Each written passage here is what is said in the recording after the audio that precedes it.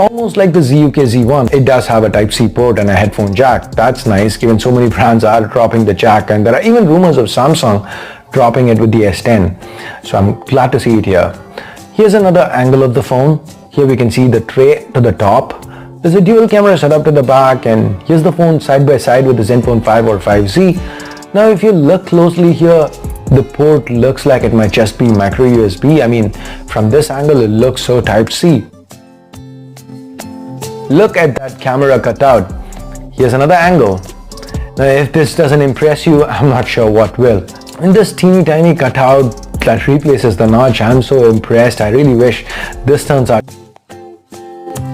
The camera cutout doesn't look as mind-blowing as the last one, but it still looks great. Kinda like a non-centered dewdrop notch. The back reveals waterproof markings. Seems to be a very reflective finish. The dual camera module to the back is nothing special. There is a fingerprint scanner too. The back seems to be almost mirror-like, but given these angles, can't really confirm that. It is also interesting to notice that there are no ports to the bottom. This is super exclusive and you aren't going to be seeing this elsewhere on the internet.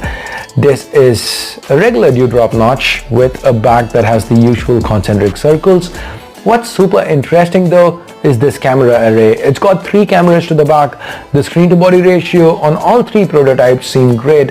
Asus seems to be putting in a lot of effort into this. And here are a few more pictures.